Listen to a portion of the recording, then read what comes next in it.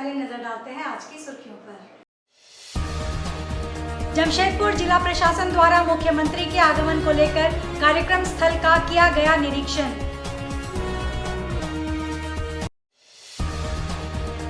बाबा वैद्यनाथ सेवा संघ कराएगा 1100 शिव भक्तों को निःशुल्क कांवड़ यात्रा। 1 जुलाई से शुरू होगा पंजीयन। साक्षी की रहने वाली विवाहिता को पति ने दहेज के लिए घर से निकाला। पीड़िता ने एसएसपी से की शिकायत। खबरें अब विस्तार से। मुख्यमंत्री के आगमन को लेकर जमशेदपुर जिला प्रशासन के द्वारा कार्यक्रम स्थल का निरीक्षण किया गया और कार्यक्रम को लेकर कई दिशा निर्देश अधिकारियों को दिए गए। जहां वे घाटशिला में 100 करोड़ से ऊपर की कई योजनाओं का शिलान्यास, उद्घाटन और परिसंपत्ति का वितरण करेंगे, वहीं मुख्यमंत्री चंपाई सोरेन के द्वारा बुरुडी डैम का निरीक्षण भी किया जाएगा। उसके बाद मुख्यमंत्री घाटशिला में आयोजित माझी परगना महाल आदिवासी पारंपरिक सुशासन व्यवस्था के 14 महासम्मेलन में शिरकत करेंगे। आगामी 23 जून को माननीय मुख्यमंत्री जी का कार्यक्रम प्रस्तावित है घाटशिला में, जिसमें 3 डिफरेंट चीज़ें हैं। वहाँ पे पहला है कि सर का भी तक है, जो कि हम लोगों को पता चला है, बुरुडी डैम का अवलोकन किया जाएगा और वहाँ पर जो भी फॉरेस्ट इत्यादि से या टूरिज़्म के जो प्रोजेक्ट हैं उसका सर निरीक्षण भी करेंगे। साथ ही साथ वहाँ पे जो स्थानीय ग्रामीण हैं उनको भी ट्रेनिंग इत्यादि का वो लोग अपना सबमिट कर सकते हैं एप्लीकेशन। तो दूसरा एक जो रहेगा वो मऊ भंडार में जो HCL का ताम्र मैदान है वहाँ पे रहेगा। वहाँ पे हम लोग कोशिश कर रहे हैं कि 100 करोड़ से ऊपर के शिलान्यास, उद्घाटन और परिसंपत्ति का वितरण माननीय मुख्यमंत्री जी के हाथों से करवा सकें। और इसके अतिरिक्त सर का जो माझी परगना का एक उनका एनुअल बाई एनुअल एक फेस्टिवल होता है, जो महोत्सव रहता है जो उनका चल रहा है। तो 22 और 23 को है वो, उसमें 23 को आई हैव द नॉलेज की वो उनको चीफ गेस्ट के रूप में सर उसमें समापन समारोह में शरीक होंगे। तो ये 3 कार्यक्रम हैं जिसको लेकर जिला प्रशासन पूरी तरह से तैयारी कर रहा है और हम लोग यही उम्मीद करते हैं कि पिछला जो कार्यक्रम हुआ था मानगो में, उसी तरह से इस कार्यक्रम को भी हम लोग अच्छे से सफलतापूर्वक करा सकें। बाबा वैद्यनाथ सेवा संघ 1100 लोगों को निःशुल्क कांवड़ यात्रा कराएगा। इस कांवड़ यात्रा के लिए पंजीयन 1 जुलाई से शुरू होगा। सावन के पावन माह में बाबा वैद्यनाथ सेवा संघ के द्वारा निःशुल्क कांवड़ यात्रा का आयोजन किया जा रहा है। साक्षी के अग्रसेन भवन में आयोजित संवाददाता सम्मेलन में बाबा वैद्यनाथ सेवा संघ के संस्थापक सदस्य विकास सिंह ने बताया कि सावन के पावन महीने में 1100 शिव भक्तों का जत्था निःशुल्क कांवड़ यात्रा में शामिल होकर जमशेदपुर से सुल्तानगंज रवाना होगा।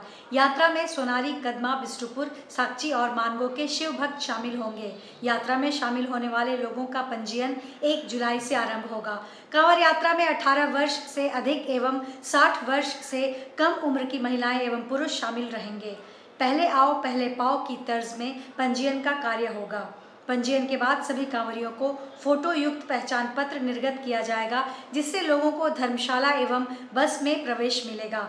भारी भीड़ रहने के कारण जत्थे में लोग बिछड़ न जाएं, इसलिए सभी शिव भक्तों को ड्रेस कोड भी उपलब्ध कराया जाएगा।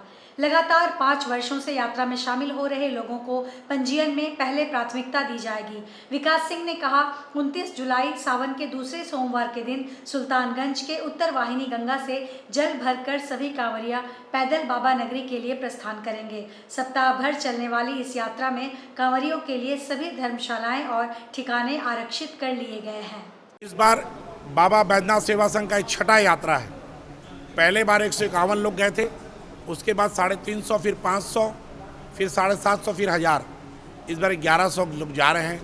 कोविड-19 के कारण 2 बार यात्राएं बंद थी। 28 जुलाई को 1100 लोगों का जत्था बस, ट्रेन और छोटी गाड़ी के माध्यम से सुल्तानगंज रवाना होगा। सारे 1 हफ्ता का कार्यक्रम सुनिश्चित हुआ है। लोग कहाँ ठहरेंगे, कहाँ खाएंगे, सारी व्यवस्था कर ली गई है। मध्य प्रदेश के रीवा से कलाकार आ रहे हैं। जो बाबा बैजनाथ की अमर कथा है उसकी जीवंत चलित झांकी दिखलाने का हम लोग काम करेंगे। सारे पड़ाव में भजन का आयोजन किया गया है। हमारे बेड़े में एम्बुलेंस, डॉक्टर, नर्सेज और सारी दवाइयाँ भी जा रही है। कोई भूले नहीं, कोई हमारे बेड़े से बिछड़े नहीं, इसके लिए ड्रेस कोड भी बनाया जा रहा है। साक्षी के विरूपा रोड की रहने वाली विवाहिता महिला भाग्यलक्ष्मी को उसके पति ने 10 लाख रुपए और 20 तोला सोना दहेज में नहीं मिलने पर मारपीट कर घर से निकाल दिया था। यही नहीं, माला भाग्यलक्ष्मी का पति विकास कुमार अपने 2 साथियों के साथ माला भाग्यलक्ष्मी के विष्णुपुर स्थित घर पहुंचा और वहां उसके पिता और मां के साथ भी मारपीट की थी। इस मामले में साक्षी में केस दर्ज हुआ था। अब विकास कुमार भाग्यलक्ष्मी पर दबाव बना रहा है कि वह केस वापस ले ले। भाग्यलक्ष्मी को जान से मारने की धमकी दी जा रही है।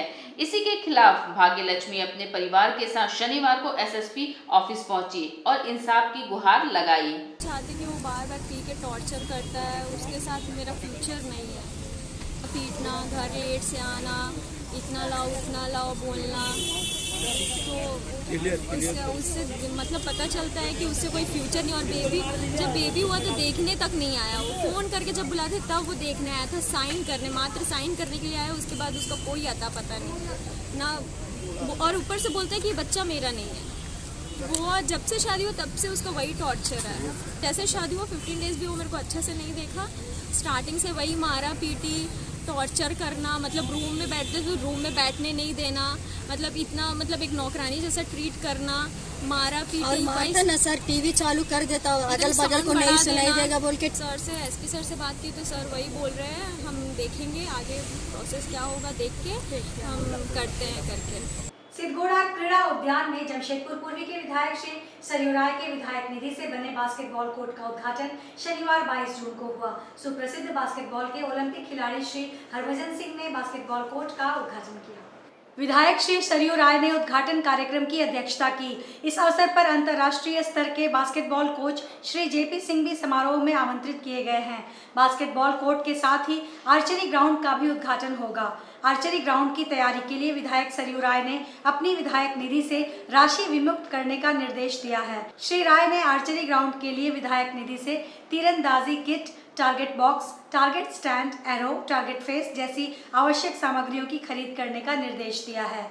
गौरतलब है कि 22 और 23 जून को बास्केटबॉल का 2 दिवसीय दोस्ताना मैच होगा। इस मैच में विभिन्न विद्यालयों के बास्केटबॉल की टीमें भाग लेंगी। इसके बाद बास्केटबॉल कोर्ट में बास्केटबॉल खिलाड़ियों के प्रशिक्षण एवं मैच के कार्यक्रम लगातार आयोजित होंगे। आर्चरी ग्राउंड में शुरुआती दौर में 5 मीटर, 10 मीटर और 15 मीटर की तीरंदाजी प्रतियोगिता आयोजित की जाएगी। उद्घाटन के बाद लगातार इच्छुक खिलाड़ी अपना पंजीयन कराकर नियम और शर्तों के आधार पर भाग ले सकते हैं। श्री सरयू राय की मंशा सिद्धगोड़ा क्रीड़ा उद्यान को खेल प्रेमियों के लिए एक क्रीड़ा केंद्र के रूप में विकसित करने की है। इसके लिए उन्होंने कई कार्य अपने विधायक निधि से करवाए हैं। बास्केटबॉल कोर्ट के बगल में विधायक निधि से ही नेटबॉल कोर्ट का निर्माण भी अंतिम चरण पर है। इसके साथ ही टाउन हॉल के सामने वाले 2 बड़े कमरों में बिलियर्ड्स एवं स्नूकर्स तथा टेबल टेनिस कोर्ट का उद्घाटन भी इसी माह में होगा। इंडोर गेम के इन खेलों की सामग्रियों की व्यवस्था करने के लिए श्री राय ने विधायक निधि से फंड रिलीज किया है। इसका उद्घाटन भी शीघ्र ही होगा। सिद्धगोड़ा क्रीड़ा उद्यान में हम लोगों ने बास्केटबॉल कोर्ट का उद्घाटन किया है। स्कूल के बच्चों का मैच चल रहा है। मेरा प्रयास था कि अलग अलग खेल टाटा स्टील के बाहर के प्रभाव क्षेत्र में भी खेले जाएं, बच्चे मनोरंजन करें। टाटा स्टील ने बहुत कुछ किया है खेल जगत में, जमशेदपुर में, मगर सरकार और समाज का भी दायित्व है। इसलिए आज बास्केटबॉल कोर्ट का उद्घाटन हुआ है। कल हम लोग आर्चरी का उद्घाटन करेंगे। इसके बाद दाहिनी तरफ बन रहा है नेटबॉल का कोर्ट और हैंडबॉल का कोर्ट। इंडोर गेम के नाम से हम लोगों ने बिलियर्ड स्नूकर स्थापित किया है और उसके साथ ही कैरम और टेबल टेनिस का भी इंडोर गेम के नाते खेल होगा यहाँ। और स्विमिंग भी फिर से हम लोग आरम्भ करेंगे। इतना अभी तक हुआ है। हम लोग चाहते हैं इस क्रीड़ा उद्यान में तरह तरह खेल हो बच्चों के लिए। और भी हमने अपने विधायक निधि से कुछ प्रस्ताव दिया है। कुछ बाधाएं आ रही हैं। वे बाधाएं अगर समाप्त हो जाती हैं तो ये पूरा इलाका बच्चों के लिए खेल परिसर के रूप में विकसित होगा। सरायकेला जिला के विभिन्न पंचायत में आज अमावती के अवसर पर ग्राम देवी देवताओं के साथ मां रंकिनी की पूजा की गई। चांडिल प्रखंड के शहरबेड़ा देलीपाट में आज होने वाली इस ग्राम पहाड़ पूजा को लेकर कमेटी के सदस्यों के द्वारा साफ सफाई सहित रंग रोगन का काम संपन्न कर पूजा शुरू की गई। कमेटी के सदस्य व पूर्व पुजारी लाय के पुत्र हरि प्रसाद सिंह ने बताया कि देलीपाट थान की पूजा वर्षों पुरानी है। कहा जाता है कि वर्षों पहले यहाँ पूजा की शुरुआत की गई थी। पूर्वजों का मानना है कि इस देलीपाट ग्राम पूजा पहाड़ों में दोनों देवी देवता का वास है। गांव के लोग सुख शांति समृद्धि अच्छी बारिश और निरोग रहने को लेकर पूजा पाठ करते हैं। यहाँ एक मान्यता और भी है कि यहाँ पर संतान प्राप्ति को लेकर जो भी मन्नत की जाती है वह पूरी होती है। इसके साथ साथ उन्होंने बताया कि इस प्राकृतिक ग्राम पूजा में लोगों की मन्नतें पूरी होने पर अपनी मनोकामना पूर्ण करने के लिए फूल, पुष्प, लड्डू, बकरा की बलि दी जाती है। गांव में किसी प्रकार की महामारी न आए, जिसको लेकर गांव के उत्तर दिशा में उत्तरी पाट की पूजा की जाती है, जहां एक भेड़ की बलि दी जाती है। तो काफ़ी पुराना परंपरा है और सदियों से चलता आ रहा है यहाँ की ग्राम पूजा।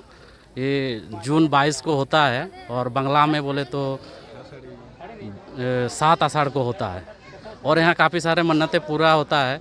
जैसे कि प्राप्ति नहीं होता है तो उन्होंने मन्नत मांगते हैं और उनका संतान प्राप्त होता है। बच्चों में पढ़ाई नहीं होता, वो भी पढ़ने लगता है। इसीलिए श्रद्धालु दिन ब दिन बढ़ते रहता है।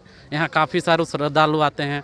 खासकर ये चांडिल प्रखंड का तो इलाका ही है। इससे दूर दराज बंगाल से जो पुरुलिया डिस्ट्रिक्ट है वहाँ से भी लोग आते हैं और चारों से पूर्वी सिंहभूम है वहाँ से भी आते हैं। ये बताना मुश्किल है कि कहाँ कहाँ से आते हैं। समस्या तो काफ़ी हैं। यहाँ पेयजल की व्यवस्था होनी चाहिए और जैसे अभी इस रूट में जो गाड़ी चलता है उसको थोड़ा नियंत्रित करने के लिए प्रशासन का आदमी भी होना चाहिए। और जैसे 4 दीवारी होती है चारों तरफ कहीं देवस्थली में, तो यहाँ भी होना चाहिए।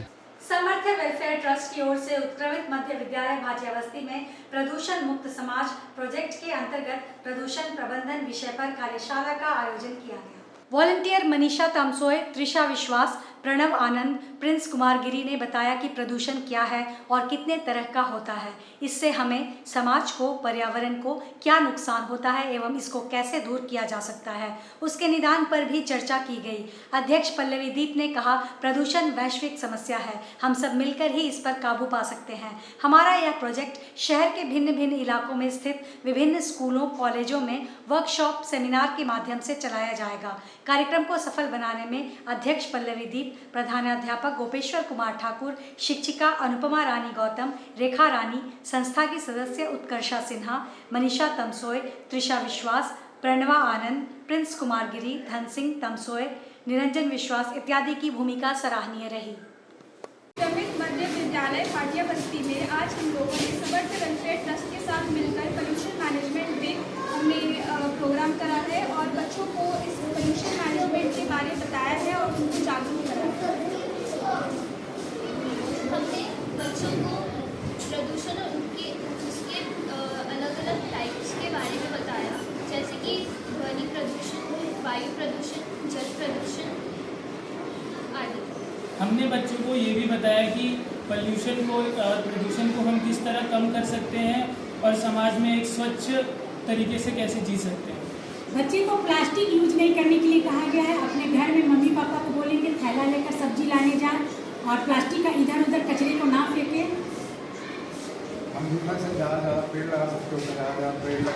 बहुभाषीय साहित्यिक संस्था सहयोग आगामी 23 जून को DBMS विद्यालय कर्म के कलाकृति सभागार में अपना रजत जयंती समारोह का आयोजन करने जा रही है। इस समारोह की अध्यक्षता करेंगे DBMS के ट्रस्ट के चेयरपर्सन बी चंद्रशेखर। विशिष्ट अतिथि के तौर पर उपस्थित रहेंगे शहर के समाजसेवी शिवशंकर सिंह, तुलसी भवन के मानद सचिव प्रसन्नजीत तिवारी और वरिष्ठ साहित्यकार डॉक्टर सी भास्कर राव।